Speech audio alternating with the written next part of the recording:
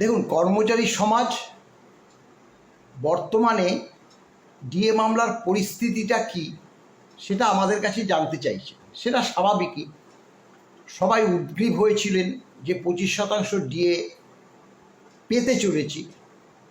সেই মুহূর্তে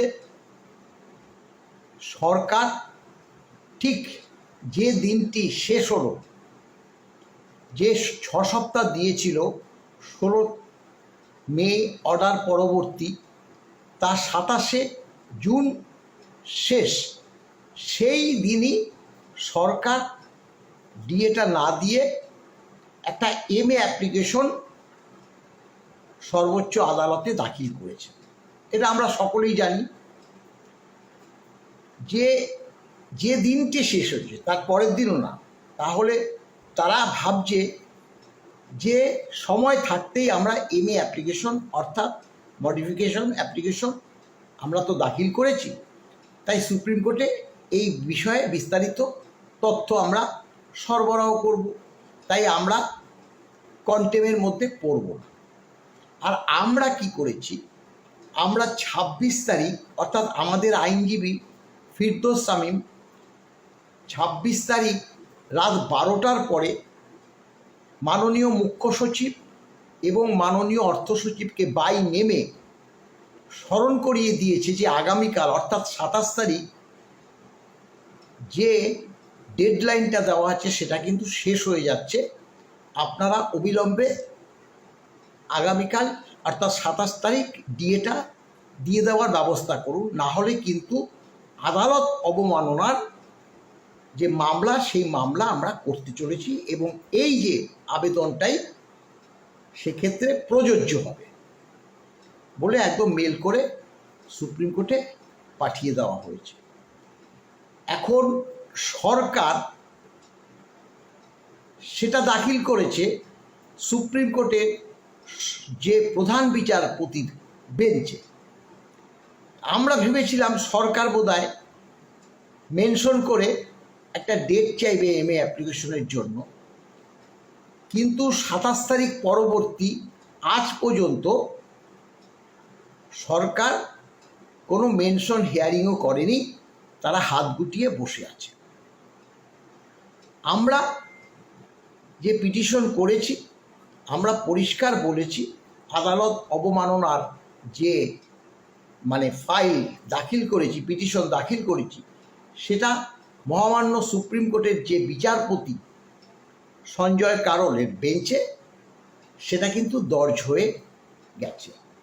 এখন সরকার প্রধান বিচারপতির বেঞ্চে অ্যাপ্লিকেশনটা অ্যাড্রেসটা করলেও তাদেরও কিন্তু সেটা বাইপাস করে সেই সঞ্জয় কারোলের বেঞ্চেই রয়েছে।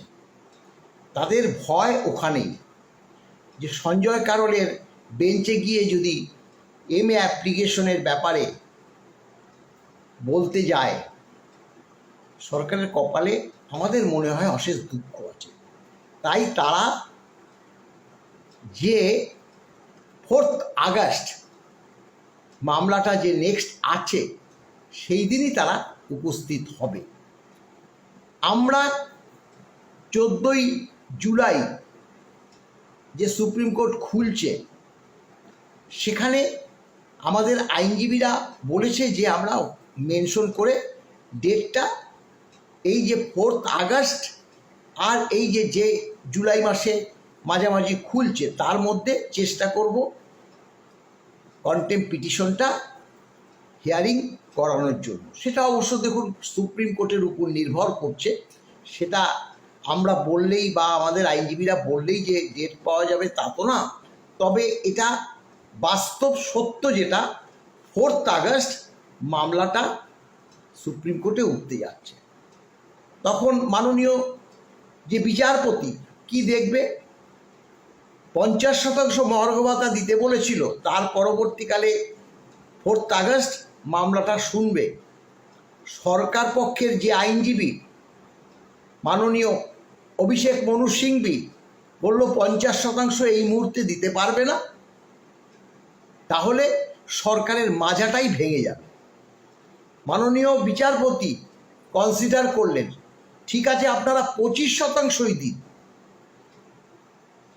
তাও কমাবার চেষ্টা করেছিল, কিন্তু না, আর শোনেনি 25%। দেখুন, একটা কথা কিন্তু আপনারা মনে রাখবেন, আমরা কিন্তু মামলায় জিতে গিয়েছি, আমরা কিন্তু মামলায় যে ডিএ দিতে হবে সেই অর্ডারটাও পেয়ে গেছি।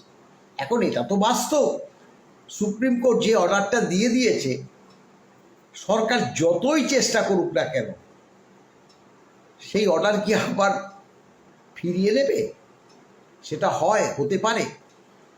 একমাত্র মামলাটা আর কিছুটা সময় দেরি করার উদ্দেশ্য নিয়েই সরকার সুপ্রিম কোর্টে গেছে। তারা চাইছে এই করে করে যাতে ভোটের কাছাকাছি চলে আসা যায়। সেটা হয়তো, এটা আমাদের অনুমান, সেটা হয়তো চালাচ্ছে। কারণ তারা যে পিটিশনটা দাখিল করেছে সেটার মধ্যে কিন্তু পরস্পর বিরোধী কথা আছে। একবার বলেছে যে আমাদের অর্থনৈতিক সংকট, আবার বলেছে ট্রাইব্যুনাল যে ডিএটা দিতে বলেছে সেটা কিভাবে দিতে হবে অ্যানালিসিস করে দেখতে 6 মাস সময় লাগবে।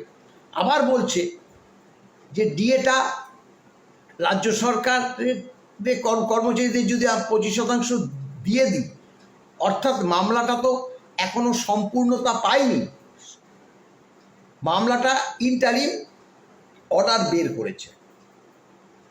তাই যদি সরকার পক্ষ জিতে যায় তাহলে তো 25% রাজ্য সরকারি কর্মচারীদের কাছ থেকে সেটা আবার ফিরিয়ে আনা একটা অসম্ভব ব্যাপার।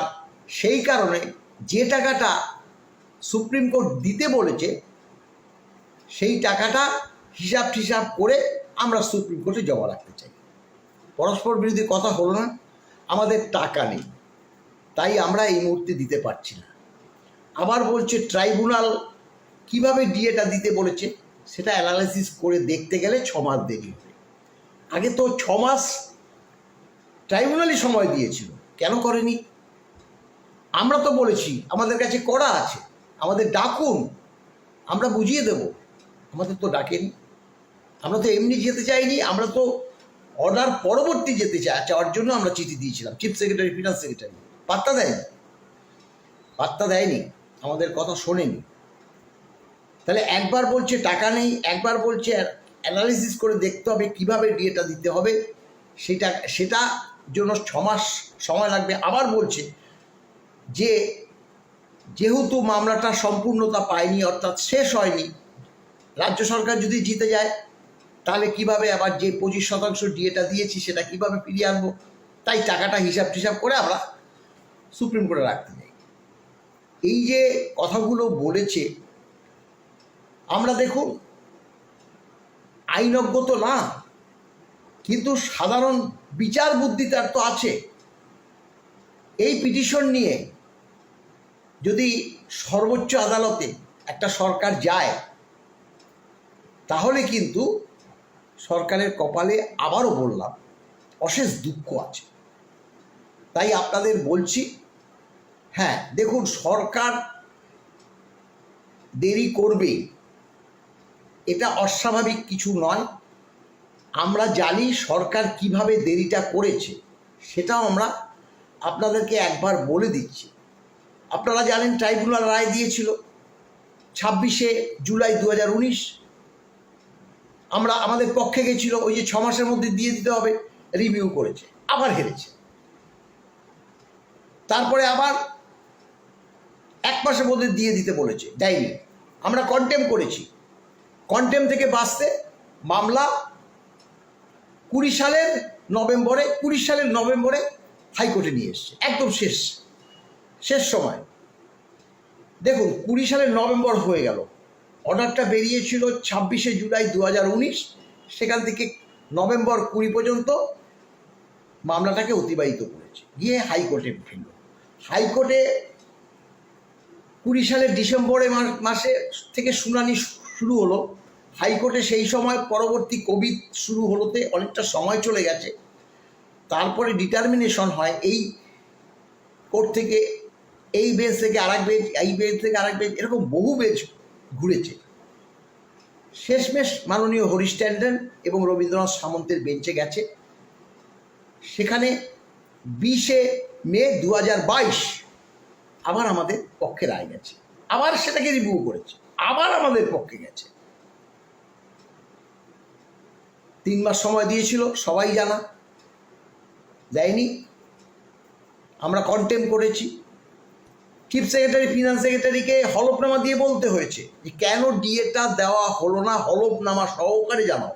দেখুন, হলফনামা সহকারে জানা মানে ওইটা হচ্ছে একদম এই কথাটাকে কিন্তু পরবর্তীকালে ফেলতে পারে না। সরকার বলেছে যে এই মুহূর্তে সরকারের কাছে টাকা নেই, আমরা সর্বোচ্চ আদালতে একটা এসএলপি করেছি, মহামান্য আদালত তাই আমাদেরকে কিছুদিন সময় দেওয়া হোক বলে তারা সুপ্রিম কোর্টে চলে গেছে। এবার সুপ্রিম কোর্টে চলে গেছে, সুপ্রিম কোর্টে দর্জ হয়েছে মামলাটা সেই নভেম্বর মাসের, মানে 22 সালের নভেম্বর মাস। ওদিকে 20 সালের নভেম্বর মাস হাইকোর্টে এসছে, 22 সালের নভেম্বর মাস সুপ্রিম কোর্টে গেছে। 28শে নভেম্বর থেকে শুনানি শুরু হয়েছে। দিনের পর দিন আপনারা জানেন, সেটা তো আর বিস্তারিত বলে সময় নষ্ট করার কোনো যৌক্তিকতা নেই। মাননীয় সঞ্জয় কারোল, তার যে বেঞ্চ, সেই বেঞ্চ দুটো হিয়ারিং বলতে পারেন।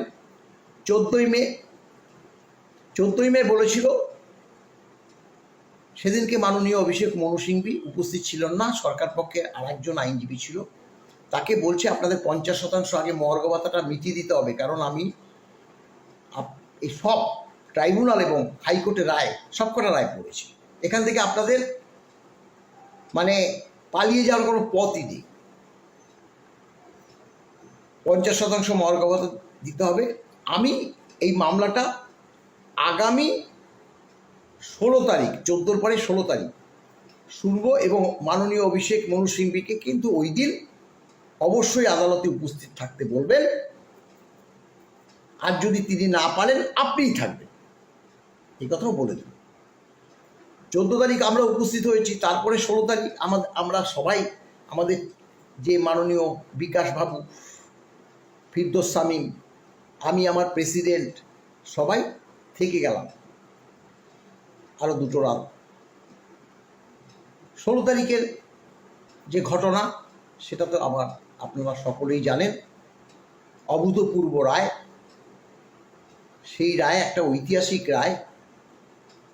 আমরা 5ম বেতন কমিশনের DA all India consumer price index অনুসারে জানুয়ারি জুলাই করে যে ক্যালকুলেশন হবে, যে ডিএটা দিয়েছে কিন্তু নির্দিষ্ট সময় দেয়নি, সেইভাবে ক্যালকুলেশন করে আমাদেরকে দিতে হবে।